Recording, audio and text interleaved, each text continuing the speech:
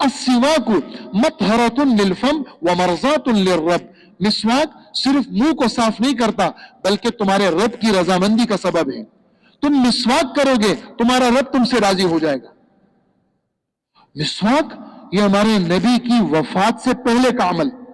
اما جان فرماتی ہیں توفی رسول اللہ صلی اللہ علیہ وسلم بین نحری و سحری، حضرت کا وفات سے پہلے سر میرے سینے کے اوپر رکھا ہوا تھا. میرے بھائی عبد الرحمن وہ گھر میں داخل ہوئے، ان کے ہاتھ میں مسواک تھی، وہ مسواک کر رہے تھے. اللہ کے رسول بات نہیں کر سک رہے تھے تو اللہ کے رسول نے یوں دیکھا، عبد الرحمن گزر رہے ہیں، اللہ کے رسول نے یوں دیکھا. میں سمجھ گئی. میں نے کہا مسواک چاہیے، آپ بات نہیں کر سک رہے تھے، آپ نے یوں کیا. میں نے حضرت جی کا مسواک لیا، اپنے منہ کے اندر دانتوں میں نرم کیا اور میں نے حضرت کو مسواک دیا. حضرت نے ایسی مسواک کی جیسے کہ صحت مند آدمی مسواک کرتا ہے. یہ میری سعادت کہ وفات سے پہلے سر مبارک میرے سینے پر، یہ میری سعادت. جمع اللہ ریقی وریقہ عند الموت، اللہ نے میرا لعاب اور میرے حبیب کا لعاب موت کے وقت بھی اکٹھا کر لیا. یہ میری سعادت. مسواک کر لی، بس مسواک کے بعد اللہم انت الرفیق الاعلی، اے اللہ بس میں تو آپ کے پاس آنا چاہتا ہوں. اور آنکھیں مبارک چھت کے ساتھ لگ گئی اور دنیا سے پرواز کر گئے. تو مسواک ہمارے نبی کی زندگی کا آخری عمل ہے. پورا مجمع نیت کرے، کون کون ہر وضو کے ساتھ مسواک کرے گا؟ کریں گے نا سارے انشاءاللہ. تو اپنے آپ کو، اور پرانے مسواک نہیں رکھے، تازے مسواک رکھے. تازے مسواک، بالکل تازے مسواک، بالکل تازے مسواک. روزانہ 5 نمازوں کے بعد برش بدلیں، نیا مسواک خریدیں. 4-5 دن مسواک استعمال کریں اور پھر نیا مسواک خریدیں. اس کی برکات دیکھیں. سب سے بڑی برکت مسواک کی کیا ہے؟ اللہ موت کے وقت ہم سب کو کلمہ طیبہ عطا فرمائیں گے مسواک کی برکت سے. تو مسواک کیا ہے؟ ایک چھوٹا سا معمولی سا عمل ہے، لیکن نہ معلوم کیا کیا خیر ہے اللہ نے مسواک کی برکت سے جمع کی ہے. اور اللہ جل جلالہ کی رضامندی مسواک کی برکت سے ملے گی. امت نے آج مسواک چھوڑ دی. اور صحابہ کرام کو بعض غزوات میں فتح ملی مسواک کی وجہ سے، اللہ نے دی. تو ہر چیز میں نقل کرنی ہے محمد الرسول اللہ کی. مسواک میں استنجے کا بیان، استنجا پیشاب، عمر کھڑے ہو کے پیشاب نہیں کرنا، پیشاب کے کرنے کا بیٹھ کے طریقہ بتایا. پیشاب کرنے کے بعد فوراً دھویا مت کرو، استنجا سکھایا کرو. ایسے لوگوں کی قرآن میں تعریف آئی ہے. قبا والوں سے پوچھا، اے قبا والوں تمہارے میں کیا خوبی ہے؟ اللہ تمہارے بارے میں فرما رہے ہیں فیہ رجال یحبون ان یتطہروا واللہ یحب المطہرین. اس قبا کی مسجد میں ایسے مرد ہیں جو پاک رہنے کو پسند کرتے ہیں، اللہ بھی پاک رہنے کو پسند کرتے ہیں. جب معلومات کی تو کیا کرتے تھے؟ پیشاب کرنے کے بعد اپنے استنجے کو سکھاتے تھے، اس کے بعد پانی استعمال کرتے تھے. آپ نے فرمایا اسی بات پر اللہ نے تمہاری تعریف کی ہے. استنجا سکھانا پھر پانی سے دھونا. استنجا سکھانا پہلے زمانے میں ڈیلے سے کرتے تھے، اب ٹیشو پیپر سے کرے. یہ بھی نبی کا نقل. اور استنجا کرنا سب نبیوں کی سنت، سب نبیوں نے استنجا کیا. وضو میں کلی کرنا سب نبیوں کی سنت. یوں سیدھے ہاتھ سے ناک میں پانی ڈالنا، الٹے ہاتھ سے جھاڑنا سب نبیوں کی سنت. اور یہ انگلیوں یہ ناخنوں کے بیچ میں جو جگہ ہے سردی میں سوکھی رہ جاتی ہے، اللہ کے رسول فرماتے اس کو اچھی طرح دھونا، یہ سب نبیوں کی سنت. تو ہر چیز میں محمد الرسول اللہ کی سنت. نماز میں بھی ان کی سنت. صلو کما رأیتمونی اصلی، میری جیسے نماز پڑھو. ظاہر بھی میرے جیسا، باطن بھی میری جیسی کوشش کرو. تمہاری پوری نماز میں دھیان کس کی طرف ہو؟ اللہ کی طرف ہو. آپ حیران ہوں گے نماز کیسی چیز ہے. نماز میں ابتدا کس سے ہے اور انتہا کس سے ہے؟ ابتدا بھی اللہ کے نام سے اور انتہا بھی اللہ اکبر. نماز شروع ہو گئی، السلام علیکم ورحمہ، اللہ کے نام پہ نماز ختم ہوئی. بات چل رہی ہے اللہ کے ساتھ جوڑ کی. تو محمد الرسول اللہ یہ وہ شخصیت ہے جو اللہ کے ساتھ جڑے ہوئے. جو محمد الرسول اللہ کی ترتیب پہ جڑے گا وہ اللہ سے جڑ جائے گا.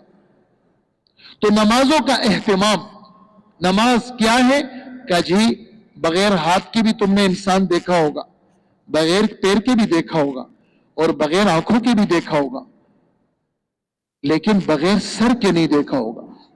نماز کی مثال مذہب میں ایسی ہے جیسے بدن کے اندر سر کی مثال.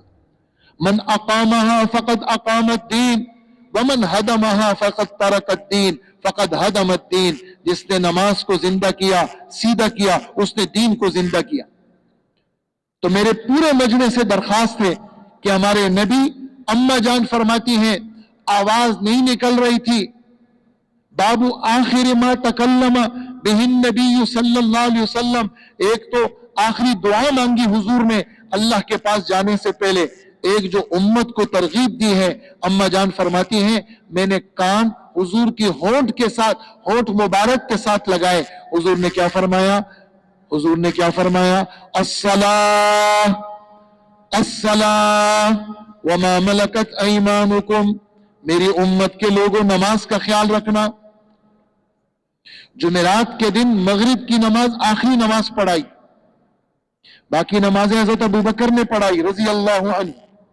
اتوار یا ہفتہ یا اتوار ظہر کے وقت میں نکلے، دو ساتھیوں کے، دو صحابہ کے کندھے پہ ہاتھ رکھا. اماں جان فرماتی ہیں پاؤں زمین پہ نہیں لگ رہے تھے، انگوٹھے مبارک اپنے پیچھے کھینچ رہے تھے اور مٹی کا فرش تھا، اس پہ اللہ کے رسول کے انگوٹھے مبارک کا نشان آ رہا تھا. اور فرض نماز میں شرکت کے لیے مسجد جا رہے تھے. ہم پورا مجمع نیت کریں، ہمارے پیارے نبی تو آخری لمحات تک نماز کے پابند، اور ہم رات دیر تک جاگنا اور فجر کی نماز چھوڑ دینا. فجر کا مجمع گھٹ گیا، رات دیر تک جاگنے کا رواج ہو گیا. رات فجر کی نیت سے سویا کرے. جس نے عشاء کی نماز جماعت سے پڑھی اس کو آدھی رات کی عبادت کا ثواب، جس نے فجر کی نماز جماعت سے پڑھی اس کو پوری رات کی عبادت کا ثواب. جس نے من صلی الفجر فہو فی ذمۃ اللہ فلا یطلبنکم اللہ فی ذمتہ بشیء. جس نے فجر کی نماز پڑھی وہ اللہ کی گارنٹی میں چلا گیا. اس لیے فجر کی نماز کے پڑھنے والوں کو کوئی ستا نہیں سکتا، اگر کوئی ستائے گا تو پھنسے گا. اس لیے پورا مجمع نیت کرے کہ ساری نمازیں مسجد میں پڑھنی ہے اور نمازوں کی دعوت دینی ہے. کسی بھی عمل پر کھڑے ہونے کے لیے اس کی دعوت جو بھی دے گا اللہ جل جلالہ اس کو جمع دیں گے. اور اس کا آسان طریقہ اپنے گھروں میں تعلیم شروع کر لیں. 10 منٹ 15 منٹ 20 منٹ گھروں کی تعلیم، پورا گھر نمازی بنے گا، اس کی برکات ہوں گی. تو محمد الرسول اللہ سے جو جڑا وہ اللہ سے جڑا. اور یہ سب باتیں ہمیں کیسے پتہ چلی؟ یہ آسمانی علم سے پتہ چلی. آسمانی علم واتقوا اللہ ویعلمکم اللہ. جو متقی بنے گا اللہ اس کے سینے کو علم کے لیے کھول دیں گے. علم آپ سب جتنے تشریف لائے ہیں یہ آسمانی علم کو لینے آئے ہیں. آپ آسمانی علوم کے لینے کے لیے آئے ہیں. آپ کی آمد آسمانی علم کے لینے کے لیے ہے. اور آپ کو کیا پتا علم کے بارے میں؟ ہمارے نبی کا فرمان سنیے. علم کا ایک باب سیکھ لیا، عمل کرے یا نہ کرے، 1000 رکعت نفل سے افضل ہے. من سلک طریقا یلتمس فیہ علما سہل اللہ لہ بہ طریقا الی الجنہ. جو چلتا ہے علم کے حصول کے لیے اللہ اس کے لیے جنت کا راستہ آسان کر دیتے.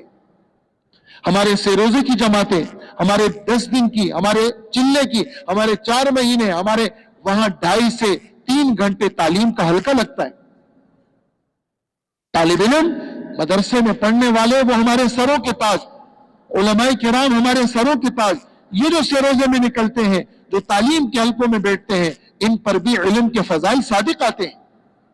یہ آسمانی علوم سیکھتے ہیں، یہ تجوید کے حلقوں میں قرآن سیکھتے ہیں، یہ اپنی نمازوں پہ محنت کرتے ہیں، یہ اللہ کا نام لیتے ہیں، اللہ کے نام لینے کی مشق کرتے ہیں.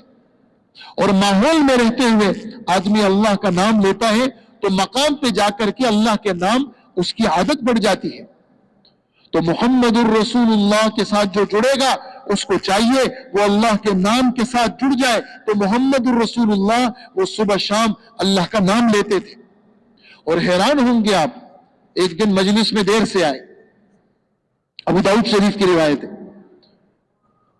صحابہ نے پھر خود بتایا کل ایسا ہوا تھا کہ ایک جماعت آ گئی تھی باہر سے، میں ان کے ساتھ مصروف تھا، کل کی تلاوت میری رہ گئی تھی، میں آج اس کل کی تلاوت کی قضا کر رہا تھا.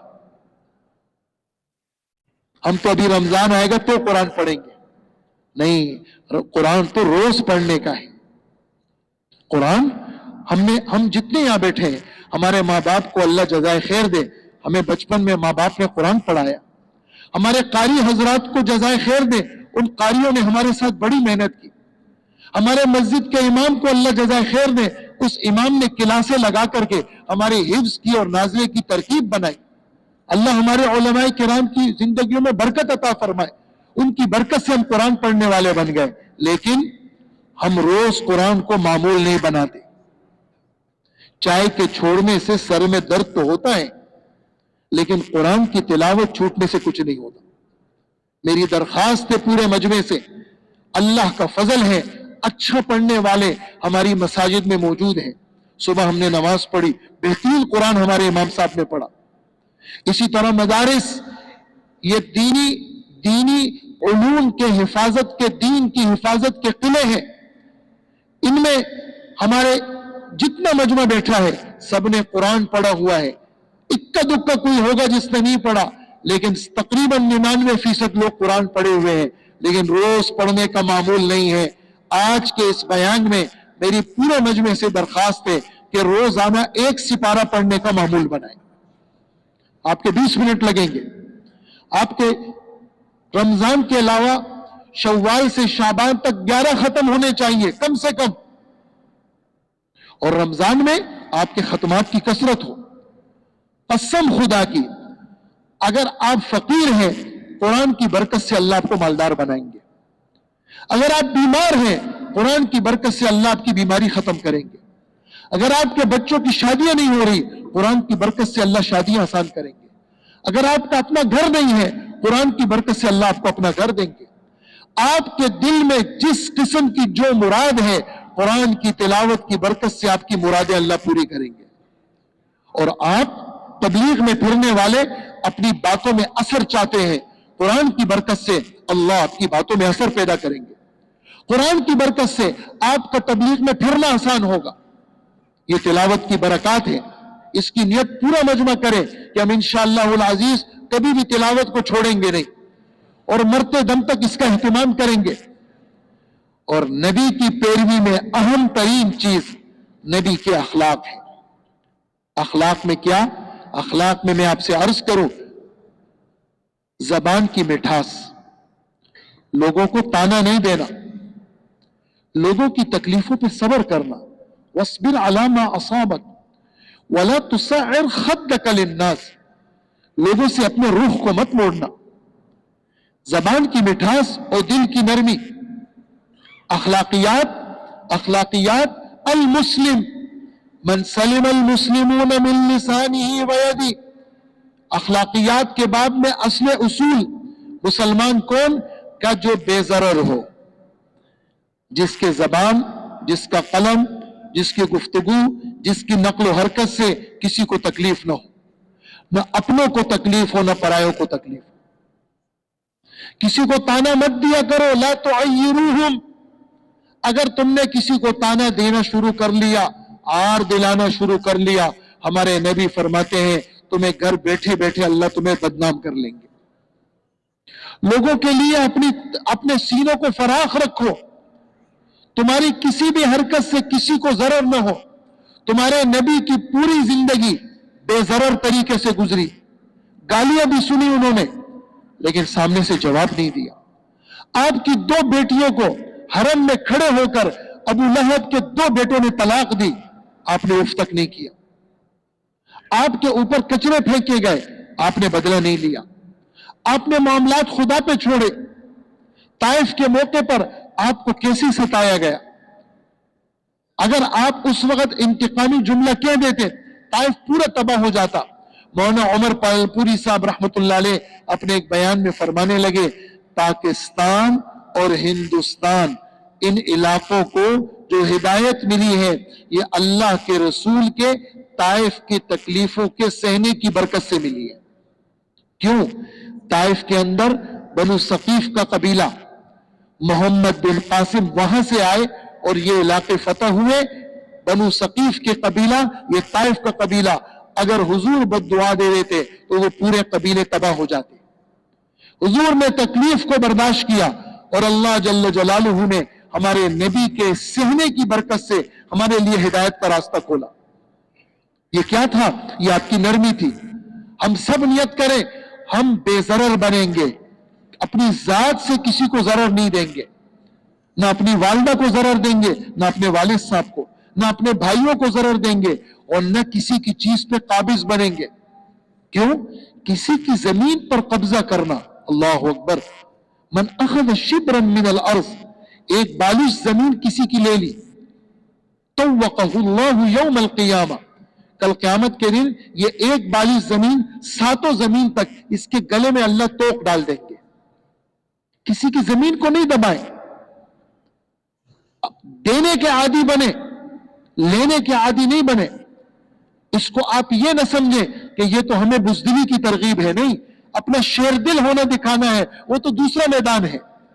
اپنے گھر کے اندر آدمی تو بے ضرر رہے، اپنی زبان سے، اپنے دل سے کسی کو تکلیف نہ دے، قلم سے کسی کو تکلیف نہ دے، ہاتھ سے کسی کو تکلیف نہ دے۔ یہ آدمی جو یہ کام کرے گا یہ محمد الرسول اللہ سے جڑا، جو محمد الرسول اللہ سے جڑا وہ اللہ سے جڑ جائے گا۔ تو یہ جتنی باتیں ہمارے جتنے دوستوں نے سنی، ہم سب اس میں کس کی نیت کریں گے؟ اللہ کو خوش کرنے کی نیت کریں گے۔ ہمارے رب قرآن میں فرماتے ہیں فَاعْبُدُ اللَّهَ مُخْلِصِينَ لَهُ الدِّينَ، اللہ کی عبادت کیسے کرو؟ خالص اللہ کی بندگی کرتے ہوئے۔ الا للہ الدین الخالص، اللہ تک کون سی چیز پہنچتی ہے؟ جو خالص اللہ کے لیے ہو۔ اللہم اجعلنی مخلصا لک ولدینک، اے میرے رب مجھے اپنے لیے مخلص بنا، اپنے دین کے لیے مخلص بنا۔ اخلاص، ہر چیز میں اخلاص کا خیال رکھنا۔ کیوں؟ اخلاص کے ساتھ تھوڑا سا عمل وہ اللہ تک پہنچ جاتا ہے، اور ریاکاری کے ساتھ بہت سارا عمل بھی نہیں پہنچتا۔ ایمان کیا ہے اللہ کے رسول؟ ایمان تو اخلاص کا نام ہے۔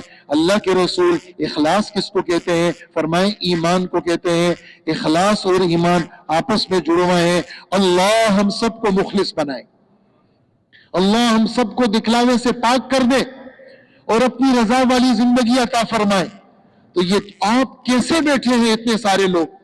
یہ اس نقل و حرکت کی برکت سے بیٹھے ہیں۔ ہمارے گھروں پہ لوگ آئے، کسی کا بیان آپ کے دل پہ لگا، کسی کی ترغیب آپ کے دل پہ لگی، مومن ہے، مسلمان ہے، سب سے بڑی دولت ہمیں حاصل ہے کائنات کے کسی کافر کے پاس اگر حکومت ہے تو ہونے دو، اگر اسلحہ ہے ہونے دو، اگر ڈالر ہے، سونا ہے اور ڈائمنڈ ہے، ہیرے جواہرات ہے تو ہونے دو۔ ہمارے پاس کیا چیز ہے؟ لا الہ الا اللہ محمد الرسول اللہ، ہم مسلمان ہیں۔ اس اسلام کی حفاظت اللہ نے میرے آپ کے ہاتھ میں دی ہے۔ وہ کیسے؟ کہ ہم اپنے نبی کے ساتھ محنت میں اللہ نے ہمیں شریک قرار دیا ہے، ہم اپنے رب کے خلیفہ ہیں۔ وَإِذْ قَالَ رَبُّكَ لِلْمَلَائِكَةِ إِنِّي جَاعِلٌ فِي الْأَرْضِ خَلِيفَةً، حضرت مفتی شفیع صاحب مفتی اعظم پاکستان اپنی تفسیر معارف القرآن میں اس کی تشریح کرتے ہیں۔ انسان کو اپنا خلیفہ بنایا آسمانی باتوں کے زندہ کرنے کے لیے۔ ہم اپنے نبی کے نائب ہیں، بلغوا عنی ولو آیا، میری طرف سے میرے نائب بن کر کے میری باتوں کو آگے پہنچاؤ، چاہے چھوٹی بات ہو یا بڑی بات ہو۔ اللہ نے ہمیں اپنی کتاب کا وارث بنایا ہے، اور کتاب کے وارث ہونے کے لیے عالم کا ہونا شرط نہیں، بہت نیک ہونا شرط نہیں۔ کیا فرمایا؟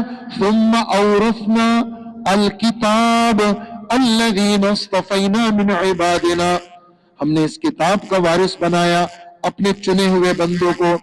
یہ چنے ہوئے بندے کون؟ سارے بزرگان دین؟ نہیں جی۔ فمنہم ظالم لنفسہ، ان میں سے بہت سارے ایسے ہیں، کچھ ایسے ہیں کہ جو نیکیاں کم ہیں، گناہ زیادہ ہیں۔ وَمِنْهُمْ مُقْتَصِدٌ، کچھ ایسے ہیں کتاب کے وارث کہ نیکیاں بھی ہیں اور گناہ بھی ہیں، درمیانہ ہے۔ وَمِنْهُمْ سَابِقٌ بِالْخَيْرَاتِ بِإِذْنِ اللَّهِ، کچھ ایسے ہیں جو کہ نیکیاں زیادہ ہیں، ان کی نیکیوں میں آگے بڑھنے والے ہیں۔ اور یہ کتاب کی وراثت، قرآن پاک کی وراثت، یہ معمولی بات نہیں ہے۔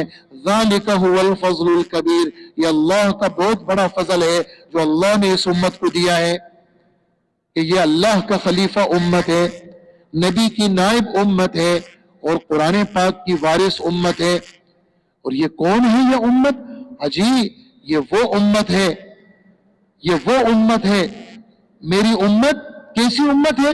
اجی میری امت تو وہ ہے لا یدرا اولہ خیر ام آخر خیر، مثل امتی کمثل المطر، میری امت کی مثال بارش کی طرح ہے، بارش کا پہلا قطرہ بھی خیر، بارش کا درمیان بھی خیر، بارش کا آخر بھی خیر۔ میری امت کی مثال بارش کی طرح، میری امت کا پہلا بھی خیر، میری امت کا بیچ بھی خیر، اور میری امت کا آخر بھی خیر۔ کیف تہلک امتی، میری امت کیسے ہلاک ہوگی؟ انا اولها والمہدی وسطها والمسیح آخرها، میں اس کے شروع میں ہوں اور حضرت مہدی رضی اللہ عنہ بیچ میں ہے اور عیسیٰ علیہ السلام اخیر میں ہے۔ میری امت ہلاک نہیں ہوگی، میری امت تو زبردست ہے۔ لا یزال من امتی طائفۃ قائمۃ بامر اللہ، ایک جماعت مستقل رہے گی جو قیامت تک رہے گی اللہ کے دین کو مضبوطی کے ساتھ، وہ رہے گی جماعت۔ لا یضرهم من خذلهم، اگر لوگ اس جماعت کی مدد چھوڑ دیں ان کو کوئی نقصان نہیں ہوگا، اگر لوگ اس جماعت کی مخالفت کریں ان کا کوئی نقصان نہیں ہوگا۔ حتی یأتی امر اللہ، قیامت تک ایک جماعت رہے گی جو اللہ کے دین کو زندہ کرے گی۔ یہ اللہ کے دین کی یہ شعبے ہیں سارے ہمارے، دعوت کا شعبہ، علم کا شعبہ، ذکر کا شعبہ، یہ سب ہمارے اکابر بزرگوں کی یہ سارے شعبے ہیں، اور یہ جماعتیں ہیں ہماری جو قائم اور دائم ہیں۔ اللہ کے رسول آپ پوچھ رہے ہیں، سوال کر رہے ہیں، تمہیں پتہ ہے سب سے بڑیا ایمان کس کا ہے؟ سوال کر رہے ہیں اللہ کے رسول، سب سے بڑا ایمان فرشتوں کا ہوگا۔ آپ نے فرمایا وَمَا لَهُمْ لَا يُؤْمِنُونَ وَهُمْ عِنْدَ رَبِّهِمْ، فرشتے کیوں ایمان نہیں لائیں گے؟ وہ تو اللہ کے پاس ہے، وہ تو ہر وقت مشاہدات میں ہیں، برکتوں کو دیکھ رہے ہیں۔ پھر اللہ کے رسول سب سے بڑیا ایمان نبیوں کا ہوگا۔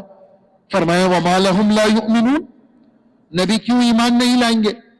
اس لیے وَالْوَحْيُ يَنزِلُ عَلَيْهِمْ، نبیوں کے اوپر تو وحی اترتی ہے۔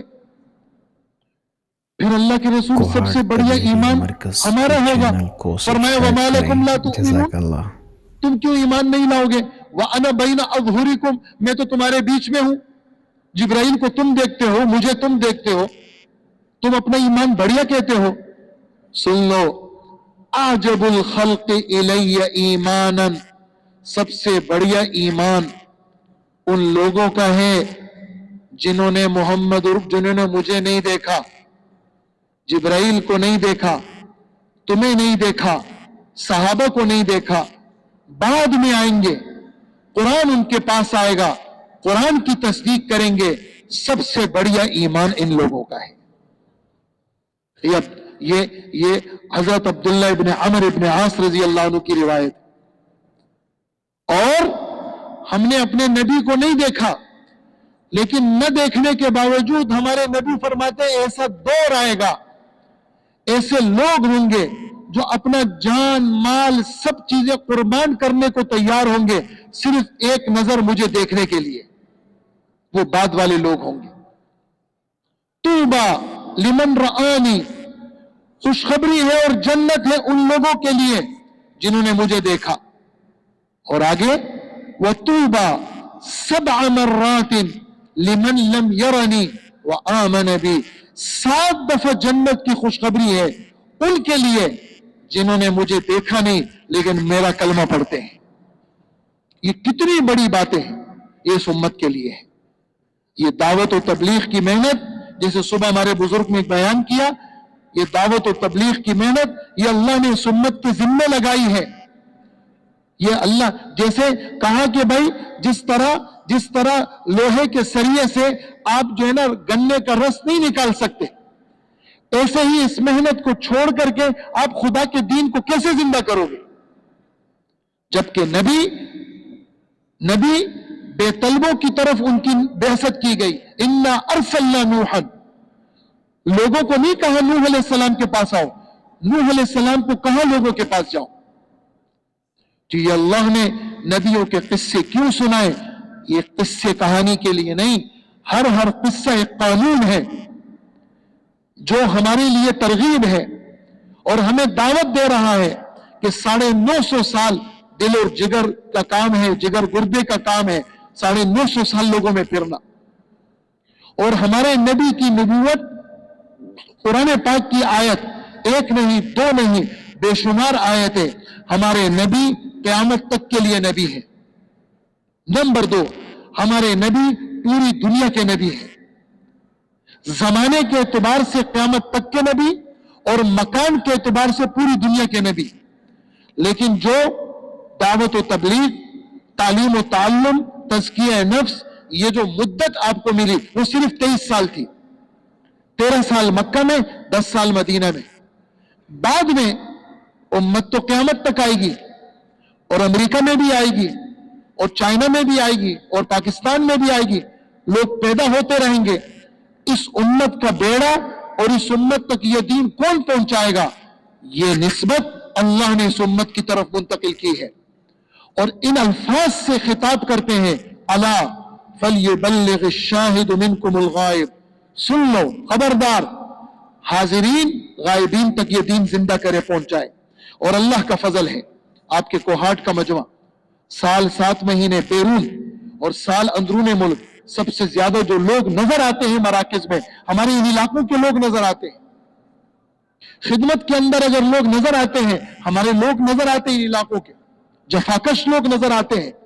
یہ خدمت کے اندر، یہ بیرون ممالک، اندرون ممالک، یہ لوگ ساری دنیا کے اندر اس پاکستان کی مملکت اللہ جل جلالہ نے اس کو نوازا ہے اور یہاں کے لوگ ساری دنیا میں دین زندہ کرنے کے لیے پھر رہے ہیں.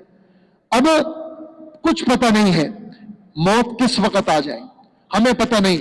وما تکسب نفس ماذا تکسب غدا، ہمارے رب فرماتے ہیں کسی کو پتہ نہیں کل کیا کروں گا. وما تدری نفس بأي ارض تموت، کسی کو پتہ نہیں کس سرزمین پہ اس کی موت آئے گی اور کس وقت آئے گی. موت تو اچانک آ جاتی ہے، سب چیزیں رخصت ہو جاتی ہیں، بیوی بچے یکسر رہ جاتے ہیں. تو ہوشیار کون ہے؟ من دان نفسہ اے من حاسب نفسہ، جو اپنے آپ سے حساب کتاب لے. اپنے نوکر سے حساب لینا آسان؟ بتاؤ ذرا، حساب دو آج کا. اپنی بیوی سے حساب لینا آسان، بچوں سے حساب لینا آسان. اپنے سے حساب لیا کرو. وعمل لما بعد الموت، موت کے بعد جو زندگی آ رہی ہے اس کے لیے کچھ کرو. یہ کون؟ یہ ہوشیار. اولئک الاکیاس، ہمارے نبی فرماتے ہیں کون؟ کہ جی ہوشیار کون؟ جو موت کو یاد کرے، اس کے لیے عمل کرے. تبلیغ کے اندر نکلنا یہ موت کی یاد کا سبب، تبلیغ کے اندر نکلنا اپنے ذمہ داری کے نبھانے کا سبب.